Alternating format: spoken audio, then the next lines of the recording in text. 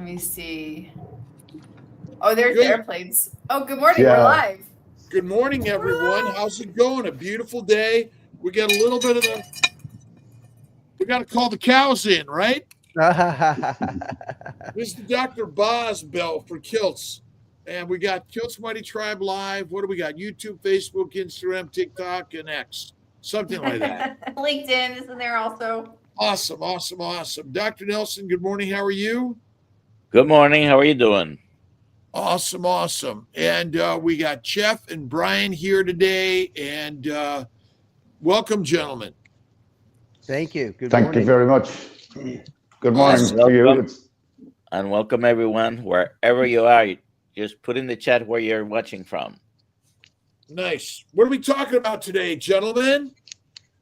Well, even though I'm the lady here, Jeff is going to tell us a little bit about his beef, and he's going to announce the winner of who won the 20 pounds of beef giveaway. So, Jeff, take it away. You bet. You bet. So, golly, giddy up this morning, everyone. It's great to be here. Great to partner with this mighty tribe. I've met Dr. Rob maybe a year ago here in Austin at one of the Health for Humanity events. And we've got some really exciting news this morning. We're going to announce the winner of our 20 pounds of American Wagyu beef that was brought to you by yours truly with 3C Joppa Cattle Company and then Dr. Kiltz and the Mighty Tribe. So we had a really, really good, passionate turnout. And the winner of the premium slow finished pasture-raised American Wagyu beef is, drum roll please. Here we go. All right. Is it gonna go? Yay! Congratulations, Juliet Edens. Congratulations. I will be reaching out to you directly to arrange delivery of the 20 pounds of beef that is grown right here on our 5th generation family ranch outside of Austin, Texas, a small town called Joppa. And this is very clean, nutrient dense beef. Again, American Wagyu, which is a hybrid, a true F1, half Angus and half Wagyu. So thanks everyone who participated, and I'm sure there'll be more giveaways and special offers coming. So stay tuned.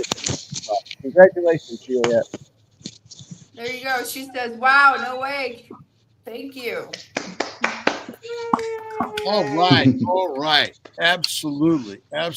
So we have Jeff Carlton and Brian Kelly, and maybe we can introduce each of them to our community and why they're here today. Want to start off with? Why don't you, since you already started, Jeff, and introduce yourself, and then we'll get to Brian and tell us a little bit about yourselves and why you're here today. You bet. Thank you so much. I was fortunate enough to meet Dr. Kiltz in Austin, as I had mentioned, and this whole community is just perfect for a beef producer, right? If you love beef, then there's very few of us ranchers left that are truly growing their beef business. And I married into this 15 years ago. I've been an IT sales guy for 30 years in corporate America, which I resigned about 6 months ago from corporate America, and am doing the direct to consumer beef thing full time now. And I'm just having a blast, especially when I get to work with guys and gals like you. So thank you very much, everyone. Appreciate that. Brian. yes, sir. Doctor, should I say. Hi. It's a pleasure to be here. I'm Brian Kelly. I've been strictly carnivore for 12 months now. But started my journey, I would say, 2 years ago, give or take a couple of weeks. And my journey started when I saw a photograph that had been taken of me on my construction site in Belgium at the time. I was working in Brussels. And this photograph went up on a WhatsApp group for the entire construction project team. And there was maybe 500 people on that And yeah, when I zoomed in and saw what I had become, that was my why moment. It was what started me on the road. You know, if you look at the top of my page on Instagram, you'll see the horrifying belly and the inflammation and all of that from that one photograph. Is what kick-started my journey. So from that moment on, I started to make some little changes as I kept digging deeper and deeper and discovering keto unwittingly. Ended up, you know, cutting out the processed foods, cutting out the seed oils, and all of that. So I eventually, after a lot of digging and you know, listening to the likes of Barbara O'Neill and that kind of stuff, even though she's not carnivore, she started me on a good journey, you know. I was heading in the right direction. And, you know, after 12 months of that, I did see a lot of weight loss.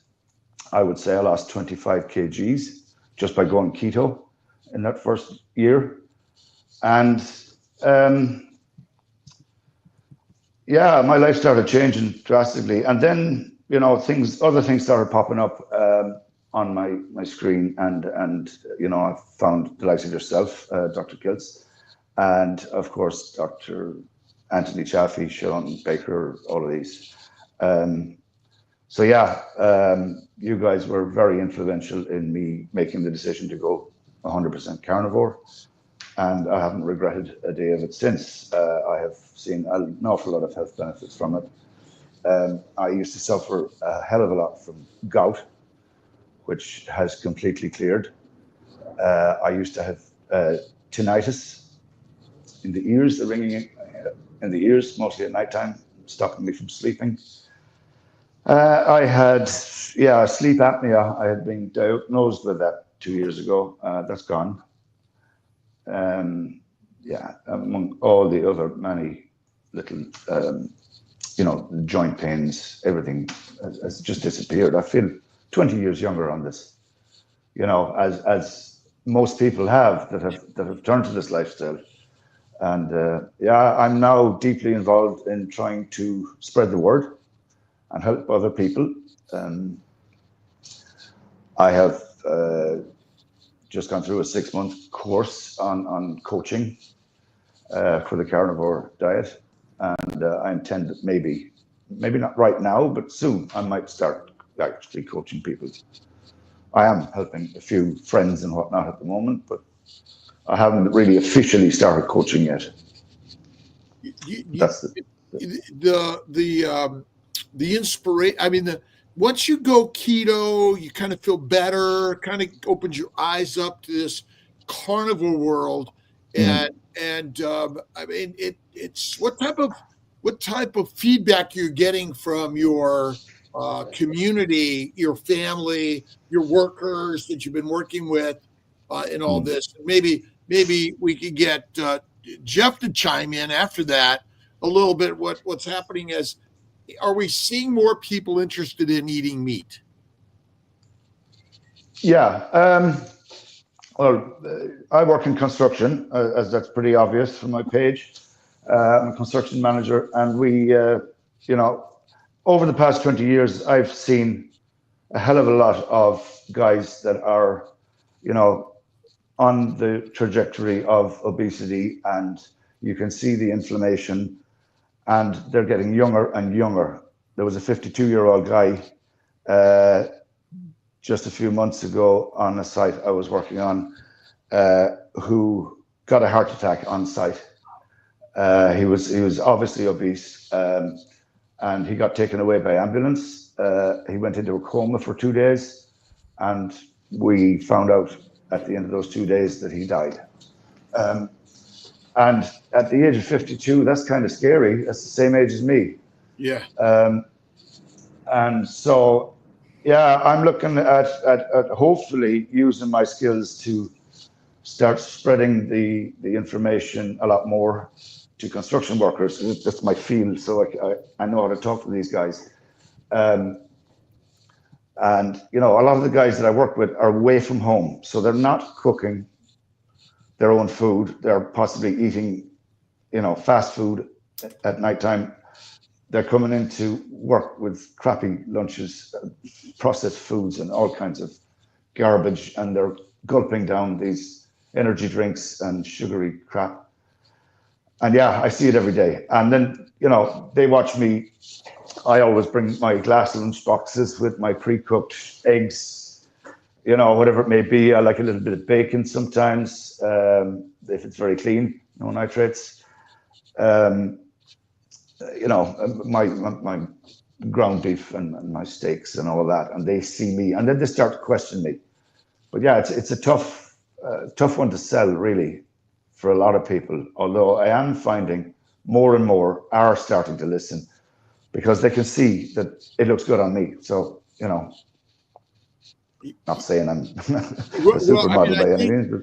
I think that's it, because what we're doing here is bringing together ideas that are so radically different than we've been taught, and you know, meat has sort of been taken off the table, especially red meat. And I've got a book. I don't know if I have it here, but Meat 3 Times a Day by Schlink, published in 1946. What are you seeing, Jeff? You know, obviously the producers. It's a hard, you know, between construction workers and get on the table. But are we beginning to see a little bit of crack in that, and, you know, shining light maybe that we can help push more that beef is really the best food to eat? You know, I think there's a increased awareness, and it may be simply you know, if you go buy a red vehicle or a green vehicle, then you're going to start seeing a bunch of red vehicles and green vehicles out on the road. And so it may be just because I'm right in the thick of this, but I think something that's happening with our younger generation. We have 3 children, one left in college, the other 2 just recently graduated. They are more tuned in and dialed in to the things that they eat and reading labels. We never did that ever, right? In fact, I just started reading labels and understanding about our shitty food system about 2 years ago. You know, I'd been in the beef business for 10 years prior to that. But I think there's a perfect storm between the increased awareness of our shitty food system, and the fact that beef is not evil. Cows are not evil, right? As long as you can produce beef in a clean way and raise that beef in a humane environment where you're not tilling up the ground, you're using no-till drill facilities and things like this. We are not evil. Cows are not evil, and beef, I think, has become much more popular in the last year than it has the previous 5 years. And so, because I mean, obviously I focus on carnivore, but you don't need to focus on carnivore. And maybe you could comment about this, Brian, that you're learning that, I mean, keto helps a lot of people. And yet, what was the difference that you found between keto and carnivore in all of this? And maybe we get Dr. Nelson to chime in also. Yeah, well, for me, it was, yeah, the biggest difference I noticed once you cut the fruit and the vegetables out, it makes it a power up completely. Even though I got reasonably good results on keto, you know, the oxalates and the fructose are not doing you any good, you know. So even though I saw an improvement in my gout, for example, it didn't go away until I was maybe 3 or 4 weeks into carnivore. So that's my take on it. You know, yeah, you were talking about the return to beef and farming and all that. That's something I have a big interest in, regenerative farming. I actually shook my farmer's hand yesterday at a market in Denmark. And I really admire what these regenerative farmers are really doing to improve animal welfare as well as producing really high quality meats. Thanks, Brian. Yeah, There, absolutely. there's a Yeah, journal. There's a journal called the United States Department of Agriculture on plant poisoning.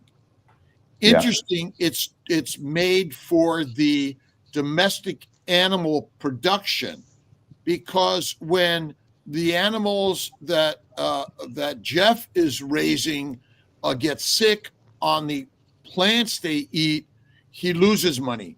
But when we get sick on these plants, somebody's making money, for and sure. and ultimately, there is no requirement to eat a plant, but truly, our requirement to eat fatty meat is critical, and maybe that's part of the problem because and have you noticed, Jeff, that is there a push for leaner meat to be produced and sold, or is fatty meat coming back? I haven't seen a increased demand for people wanting leaner cuts of meat or producing. In fact, one of the very specific traits of the Wagyu species um, is marbling, which is fat, right? That's what gives meat its flavor. And something that I learned with the Wagyu species is they really don't start marbling until they're about 12 months of age. Whereas your typical native animal like an Angus or a Charolais or a Hereford, they start marbling at the first month of age, and it's almost a vertical up for the next 12 months, whereas the Wagyu species is kind of not flat, but barely up. And then at 12 months, it's a vertical up. So we raise our animals for 24 months. Some American Wagyu producers or Wagyu producers, they raise them until they're 36 months because they have more fat in the meat, and that's what people really are attracted to. I've got a couple of comments on Kilt's Mighty Tribe. Judy Jones, my difference in keto and carnivore is my pain level, blood pressure, breathing, heart palpitations, hair, skin, nails, eyesight, hearing, all better, much better on carnivore. Nicole Gillespie, definitely noticed an improvement from keto to carnivore, better without plants, but the no tracking and simplicity of carnivore made eating less stressful. With keto, I felt like I was always wondering if something was keto or fit my macros. Any comments, Dr. Nelson? I personally saw great benefits when I went keto, but when I went carnivore, it was like a step above, and certainly felt better and have been able to achieve some of my goals, which it wasn't exactly the weight loss; it was actually controlling my blood sugars, and I I do achieve it better when I stay strictly carnivore. And I think most people do too. Some people are already uh, influenced. I don't want to say brainwashed, but influenced by these past 70, 80 years in uh, don't eat red meat, stay away from fat. Fat is bad, and sometimes when now they're exposed to eating, or at least having more people promoting the eating of more red meat and fat, it's counter to their ingrained beliefs, and it's difficult. Even if they, at a conscious level, they think, "Oh, this is probably better," but it's hard for them to do. So I do see people struggling with maybe eat more red meat, maybe eat more fat, and have your steak medium or medium rare rather than extremely well done? When you overcook meat, you lose all the fat, and the fat's critical.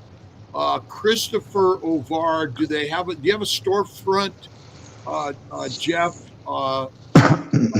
And we're outside Austin. The question was, they may have heard it, but maybe you could speak it again.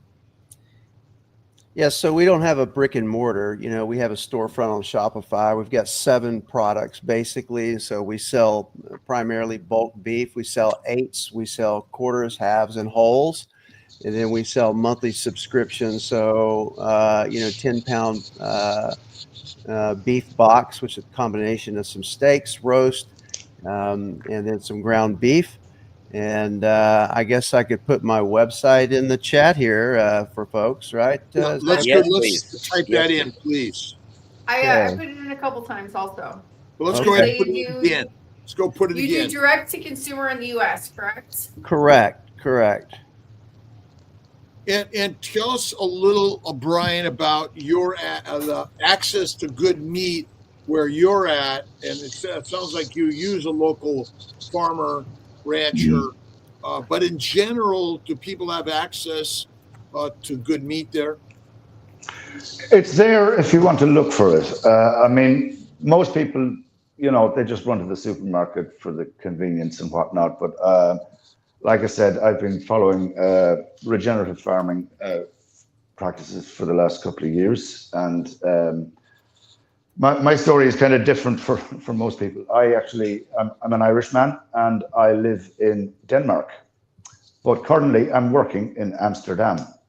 And I have 3 regenerative farms that I can buy from, one in each of those countries, that are convenient to me, that I've sought out, and I have shaken their hands, basically. Failing that, there are lots of farmers markets where these guys show up, at the weekends. It's not that difficult, really. I can see that it's becoming more and more popular for people to buy their food from farmers markets as opposed to just the supermarkets. I rarely visit supermarkets much now anymore, just for. Yeah, a supermarket. Why do we need a supermarket? It's like 90% what they have there we don't need. Exactly.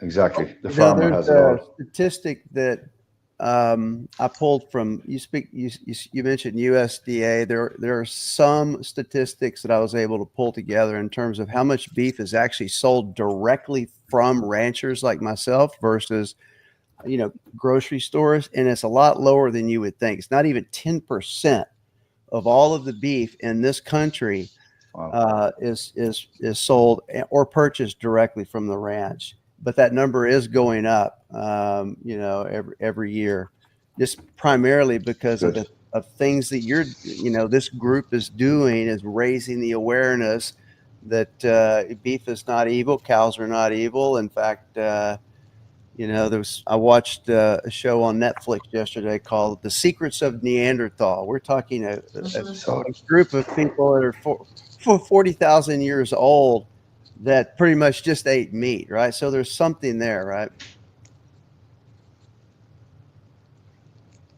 Absolutely.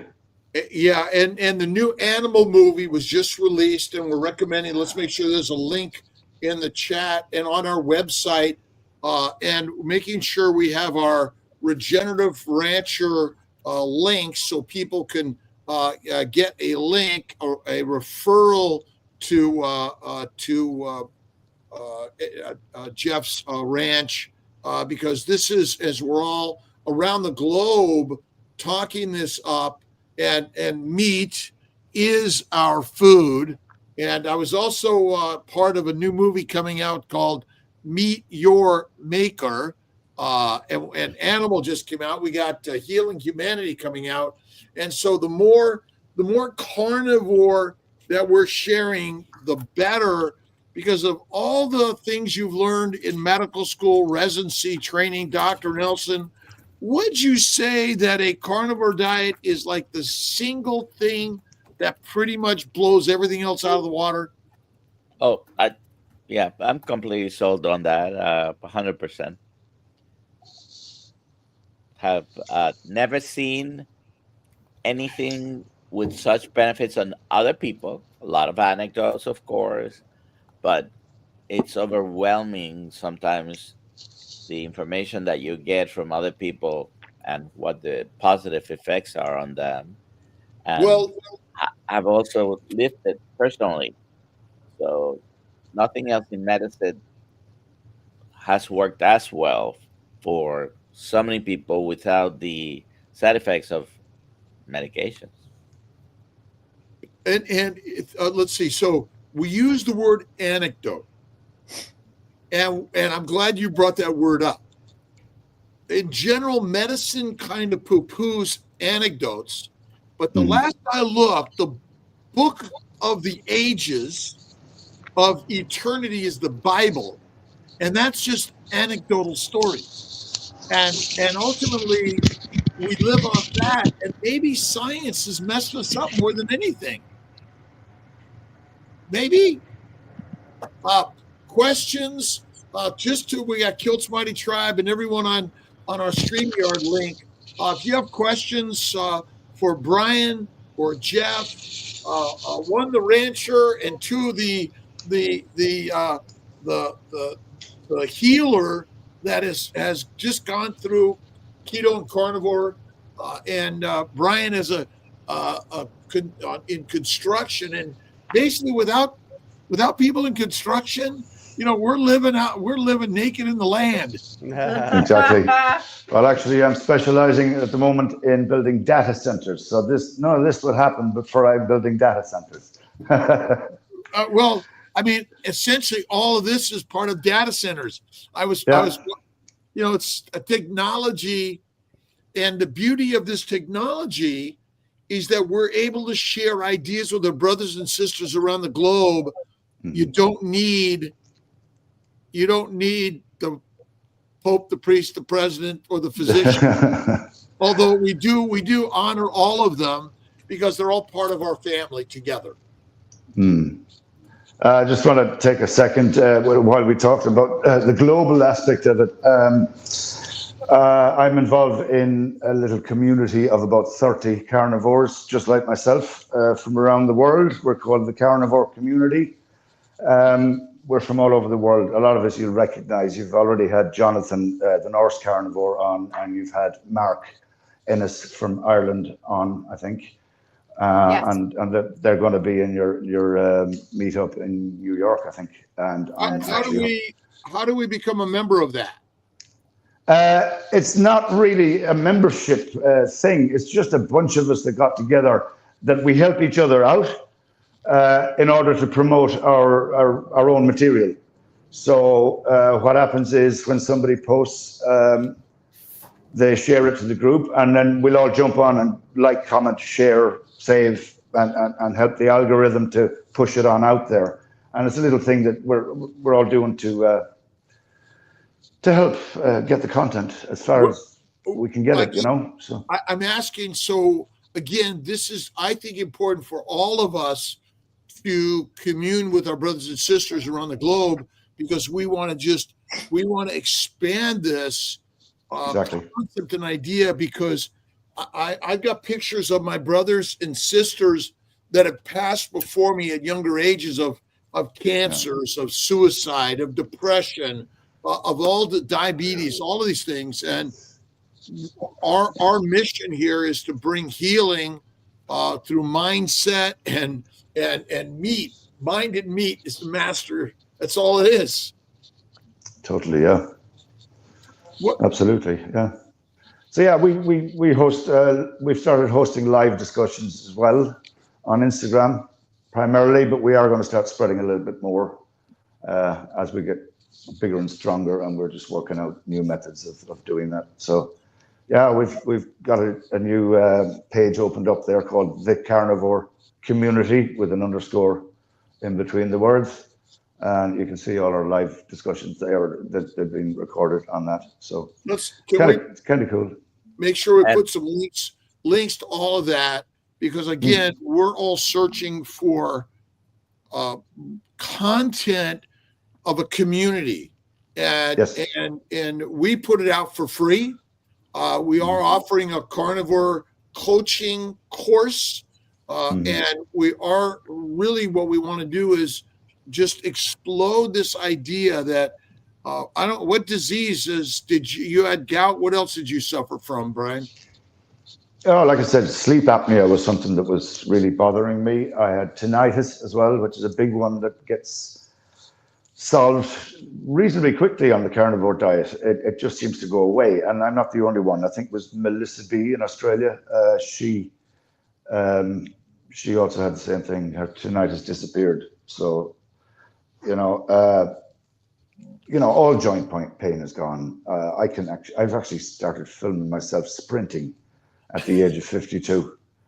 Yeah. I mean, I never thought I'd ever sprint again after the age of 30. So it's just awesome, guys. I don't know what else to say. I mean, my gut feels amazing. My toilet habits are really good. Contrary to public opinion that there were rotting meat inside our guts, it's absolutely the opposite. Never yeah. meat in the toilet. No. Nope. So what other animal uses toilet paper? Well, none. None. So a meat-based diet, you suddenly need pretty much no toilet paper. The world has changed. What other world even cooks their food? Like no other animal cooks their food, adds spices, and any of these things. It's kind of crazy in all this. Jeff, where are you on this keto carnivore eating habits? Have you found yourself there yet? Not 100%, but I will tell you, I'm probably 80% carnivore, and this started maybe a year and a half ago. When I met Jake Thomas, and I am a old tennis player that had to quit playing tennis because of my knees, and then I started playing pickleball. Well, the more meat that I ate, the less that my knees hurt. And, I used to get these mouth sores quite often for some reason. Those have gone away completely. And the ringing in the ears, Brian, same here. That has gone away. Those are the benefits that I've seen, just really within probably 6 to 8 months of transitioning, to more. I don't feel guilty about eating the fat off of a steak anymore, right? No. In fact, I love to eat the fat off of a steak. And I don't know if I'm in ketosis yet, but I definitely, Doc, have seen some of the benefits of more meat, more beef in this particular case. And I mean, do you know anyone who's allergic, Dr. Nelson, who's had an anaphylactic reaction to ribeye steak? Nobody. No. Nobody. Doesn't exist out there. Questions? We got some questions that we hit on yet? Just a couple questions. Please. And put the questions in the chat. QQQ, proceeded with QQQ, so we can ask these good people some good questions. What's the prize today? What's the hashtag? What's the prize? Hashtag Brian, and the prize is the Kills Mosquitoes Carnivore book. Right. There you go. Sorry. And tomorrow we're going to give away a course. Tomorrow we're giving away a course. So you better be here. You're going to get a free course tomorrow. A very large course. 13 weeks. Wow. Oh boy. Okay, so the first question, my mouse is not working. What is your go-to travel setup to stay in carnivore while on the road or flying? Anyone can answer that, or everybody. Well, let's give that to Brian, since Yes, Brian. You travel. Yeah, I mean, I travel every 2 weeks or thereabouts.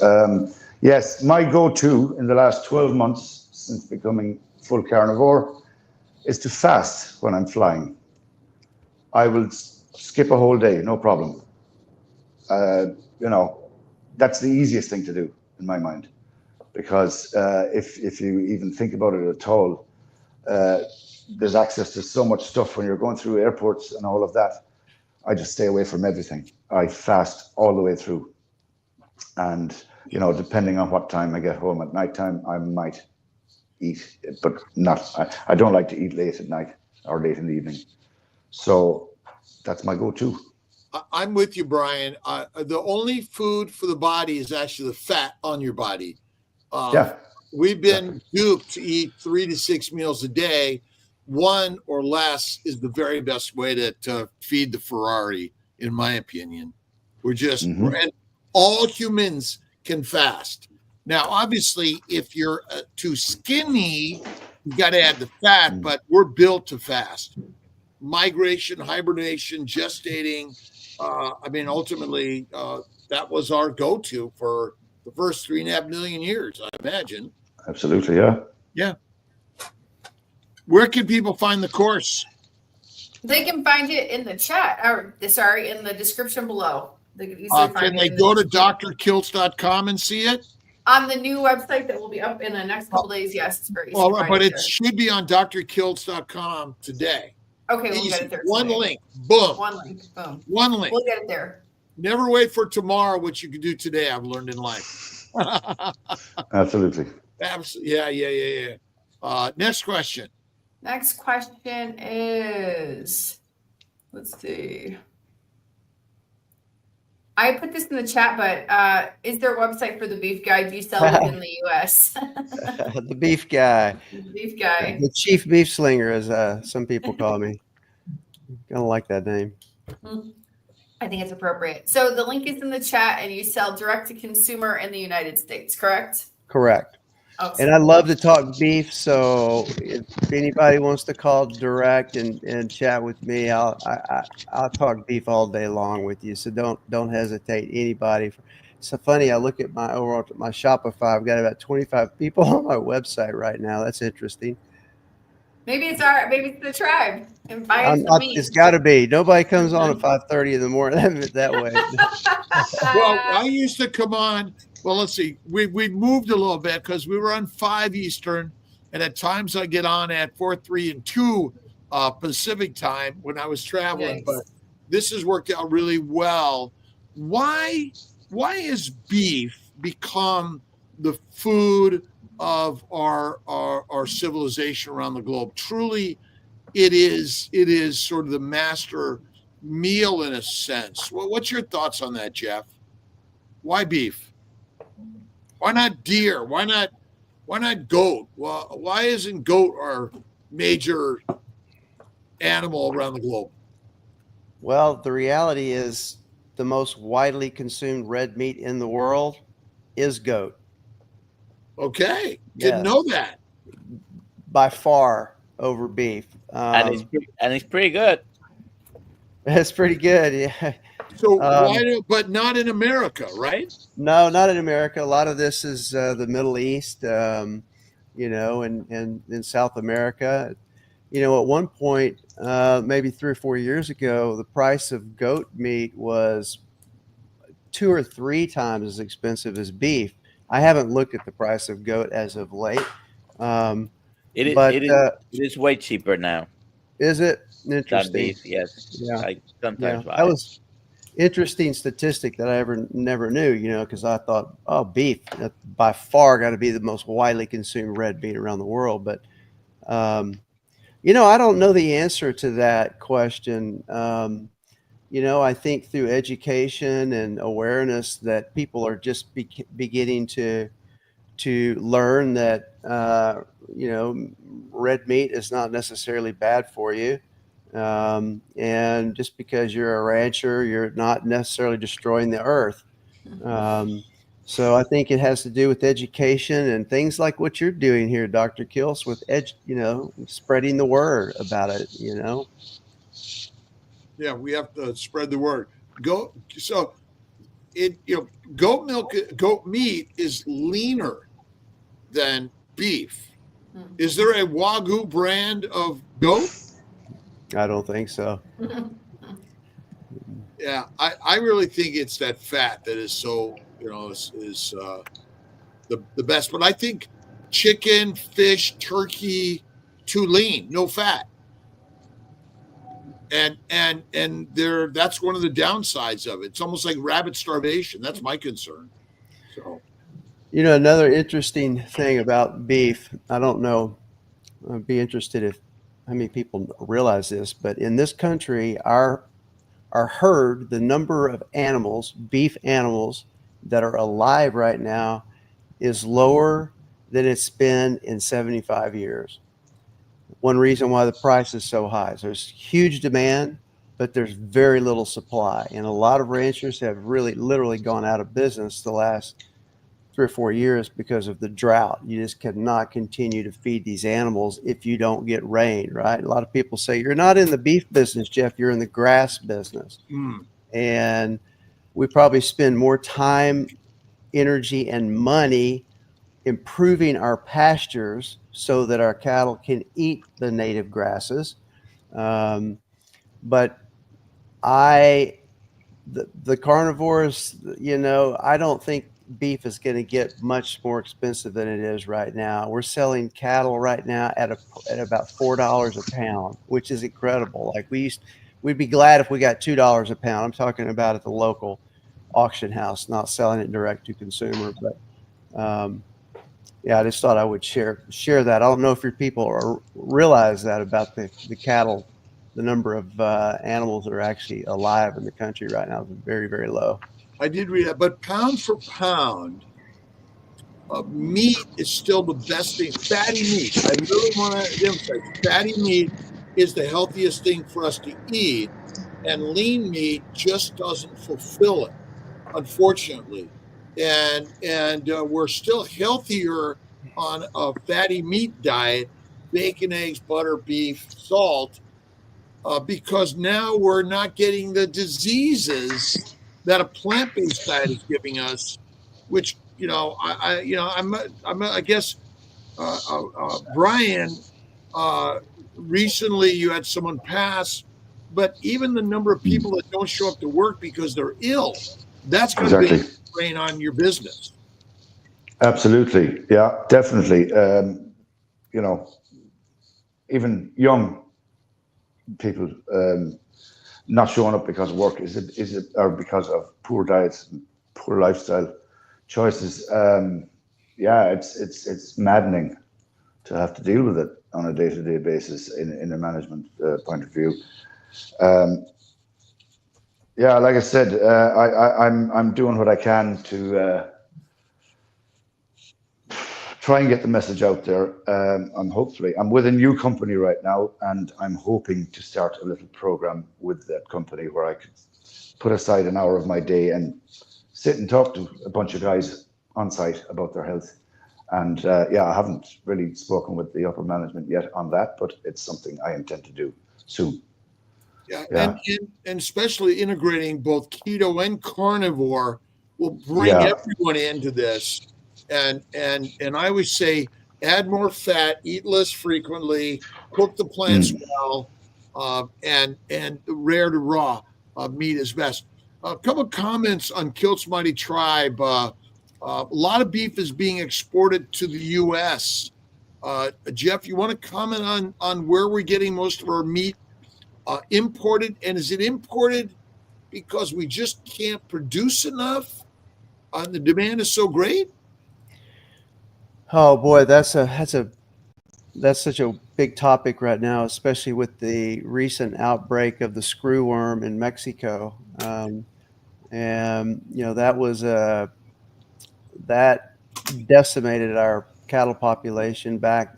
I don't know if it was the 30s or 40s, but there's been several cases of this screwworm in Mexico, about 600 miles inside the borders. So we've shut the border down right now, or not we, but they have shut. We're not bringing any cattle in from Mexico.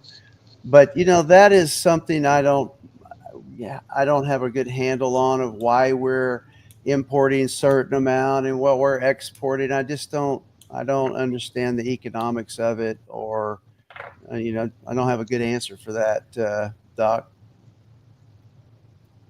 Jeff, what is the name of your ranch? Could you put that in there so I can make sure I pronounce it properly and spell properly for my Kill Mighty tribe? 3C Joppa Cattle Company. And we ship all around the country except for Alaska and Hawaii. There it is, 3C Joppa Cattle Company. Joppa. Joppa. What's the 3C?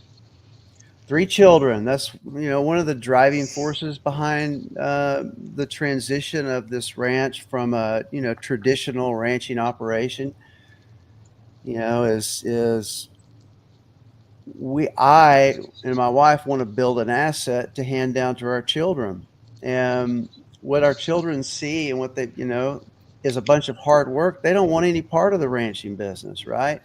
But now they see the whole internet coming in, the whole social media. They're going, Dad, you're looking pretty good on social media. Good job, and they're starting to see and be interested in this business like they've never been before, right? And so that's one of the driving forces is from going to a direct to consumer model is something that our kids can get interested in. Which is critical because in the event of some sort of disruption of our mass producers, mass processors, and mass shippers, you want to have something local to rely on that you can get something of quality for sure. Heidi, God bless your families and business. The global agenda wants us to eat fake meat and bugs. Brian, what's your comments on fake meat? Oh, don't get me started. I mean, why meat? Why call it meat? It's nothing like meat. I've never tasted it, but it looks like pure mush to me. And if you look at the ingredients on it, it's horrible. It's just a processed food that looks a little bit like meat. I don't see it ever becoming a huge thing, and I know that they're losing profits big time. Yeah, a lot of those companies are bankrupt now. The Beyond the Meat. Yeah, I can see that. Yeah, and we're seeing more of a rise in hopefully regenerative farming and the support of regenerative farming. One thing that worries me though is what I see happening in Denmark, which is where I live. You're aware of a company there. I don't know if you are in the US, but there's a company called Arla. They're a dairy production company, and they buy up all the milk from the farms locally in Denmark. And they're actually, they own Lurpak as well. Lurpak is a huge one worldwide. I'm sure you've probably seen it in the US. They make butter. But they've started forcing their farmers to start using Bovaer. For the greenhouse gas farce that's going on, and they've started they're introducing a carbon tax on their cows in Denmark as well, which is absolute nonsense. As we know that cows raised regeneratively or cattle, they sequester the carbon. That's they offset it, and it's an absolute nonsense what's going on at the moment.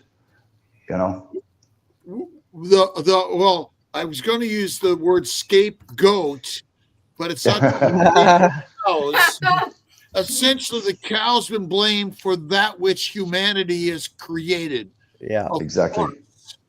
Which we're the ones that are damaging the environment, not cows. Yeah, I think we should start giving the Bovaer to the vegans. That might help a little bit more. Maybe, I don't know. Where's their tax? It is interesting. The Don C. Love regenerative farmers are listed in animal by state. We'll be checking one. And again, go to animal.movie or H20, H20 actually. H20 20studios.com, but we have the link on our website. You go to drkiltz.com. You can get our course, you can get the movies, and of course you can get 3C Japa meats out there, and links to Brian and Jeff and many others out there. Brian, where do you see this movement going? What's your energy in this? What's your thoughts? Where are we going in this next year or 2 or 3? Well, from what I've been observing over the last 12 months of being strictly carnivore, this has grown exponentially in front of my eyes. Obviously through the Kilt's Mighty Army and the Dr. Chaffee's and all these meetups that are happening worldwide, all the groups that are now coming out, all the coaching that's happening, more of us are becoming coaches. It's spreading exponentially, and it's wonderful to be part of the whole movement. And I can see it growing and growing and growing in the next few years. I don't see an end to it. Because once you find out the benefits of the carnivore diet, you cannot stop yourself from wanting to tell others and from wanting to help others to heal in the same way as you did. So it can't, Belch. It can't go backwards, I don't think. So, Jeff, what are your thoughts? I think there's going to be more and more pressure put on the big 4 food producers. I don't know if you guys have seen this or not, but I've just, more on social, more on the news. Just yesterday, I was watching the news about the pressure that the big 4 are having, the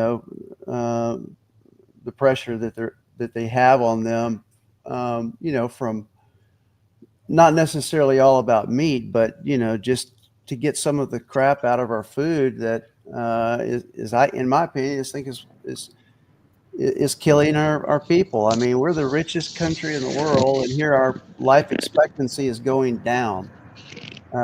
There's something wrong with that. So I think just with education and information sharing, that it's going to become more and more and more. I think critically aware that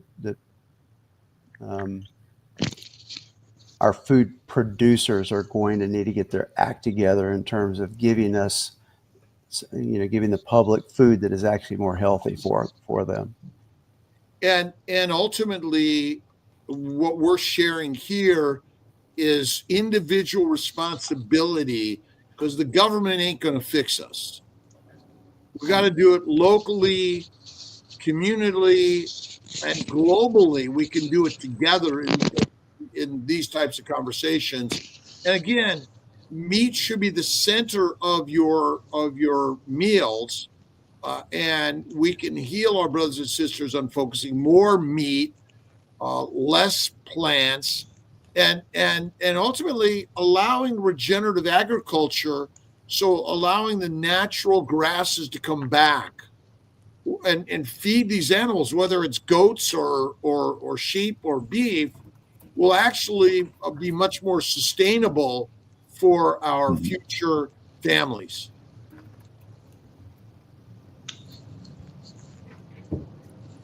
Let's see. And to buy the animal movie, what does it cost on Amazon to buy it? It's like $10. It's very $10. $10. $10, right? It's Right? crazy cheap. Let's see, $4.99 to rent and $9.99 to buy. Woo!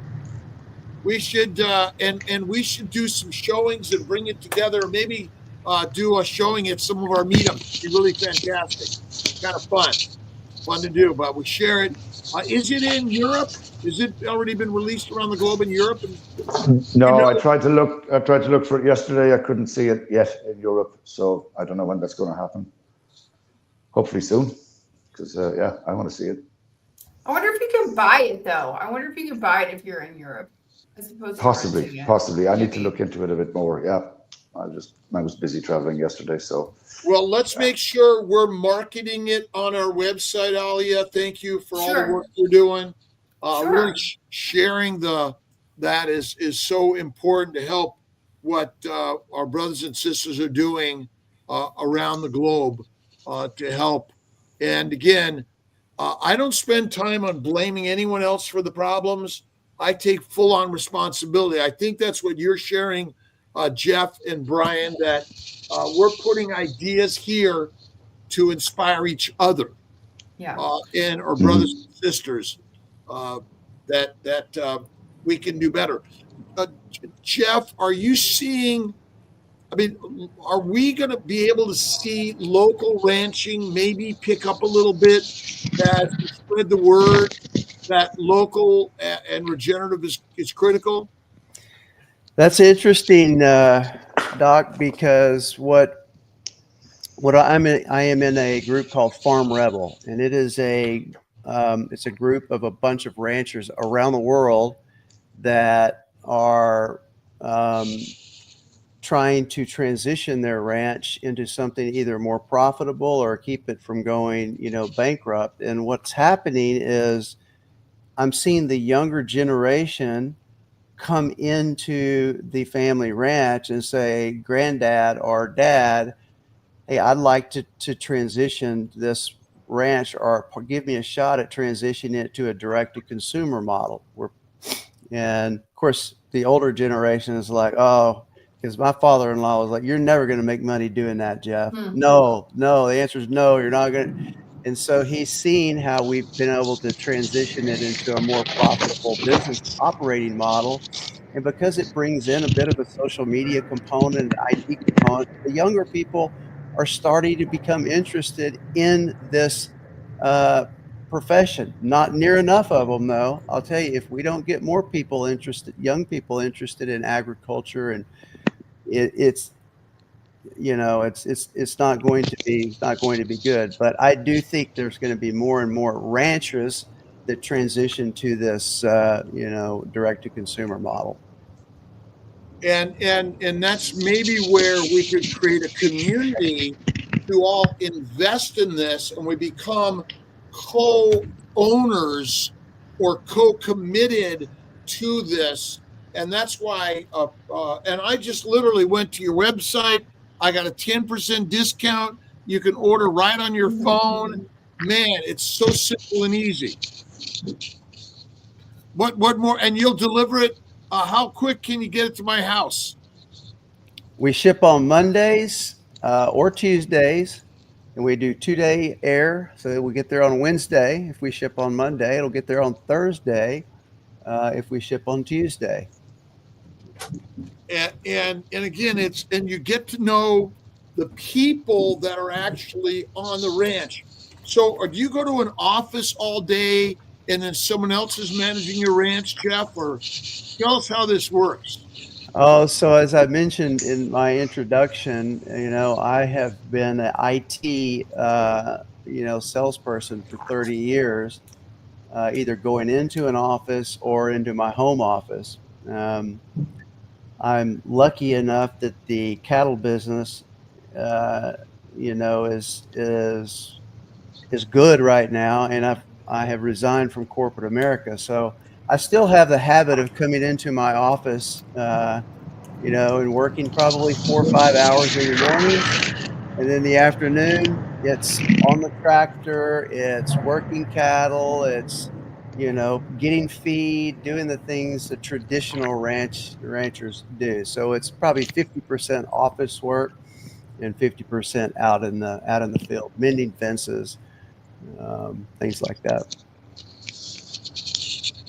And so, I mean, obviously, there's a lot of work that needs to be done. Finding help, how has that worked also on the ranch? Oh gosh, I used to feel so guilty. I would have the hardest working guys. They were from Guatemala. I've seen these kids get raised. I mean, literally raised on the ranch here, and they're out mending fence. Get here at 7:00, driving T-post, while my kids are in the house sleeping. All right, And I just felt so, like, how can I let this happen? But it is hard to find, people that are interested in going out and getting cow shit on them, right? Yep, getting And dirty, getting dirty. however, I will say that something interesting, every year we have a big cattle working where I have a text of, 20 or 30 people. And it's interesting how many people want to come out and participate in what in their mind they just see on TV, where we're actually bringing the animals in out of the pasture, separating the calves from the mamas, castrating the bulls, branding, dehorning, do giving, doing what they see in the movies. And for some people, they love doing that. They come out every year. I don't pay them anything. And they're here from early in the morning till late in the evening. And they work their butts off all day. And they sometimes are bringing their kids so that their kids see this is how this meat gets onto our plate. And the kids they'll either get right in there and want to help, or they'll sit back on the fence and just can't wait to leave, So it's interesting. Well, gentlemen, an hour has passed quickly. Do you want to do our I do. giveaway? I do wanna Alia, do the go ahead and giveaway. hit the button and get let's it up put here. that there. And I recommend that we'll put the links for both Jeff and Brian so we can share the word in the community. Certainly love to share with your community, Brian and Jeff. The more we do this, the better. It really is, as a doc, carnivore is helping so many people. Dr. Nelson, always a pleasure. Thank you for helping this. What's next Saturday? Where are we going to be? We're going to be in Boston next Saturday, June 28th at the Westin Copley Place. We have 22 tickets before we're sold out, so you can come and hang Yeah, with we us. have There's still 22 tickets opportunities. left. So go ahead on to drkilts.com and we should have a quick link there. We want to see you there. Come and hang out, ask questions, hugs, high fives, and we've got so many great people there. So D-Love of God. Congrats. Winner. Yeah. Yay. Email me, alia@drkilts.com. I need your name, address, and phone number, and I will ship you your Kilts as Keto as Carnivore book. Aaliyah, I need that. I don't know. Is Juliet on the call this morning? She is. She's right here, Juliet Marie. Okay. Hey, Juliet, could you reach out, or I'll reach out to you and get your contact info, and I get this coordinate with you on shipping this beef to you. And send an email to Ali@drkilts.com also, so she can help if there's any questions how to get a hold of you. Awesome. Great. Awesome. Thanks, Doc. Thanks, everyone. Brian. Thank you very much for having me on. It was an absolute pleasure. It was a pleasure. Alia and Dr. Nielsen, thank you. And thanks I hope to meet you guys. Kilts Money Tribe. Bye all. Bye. Bye. Bye-bye.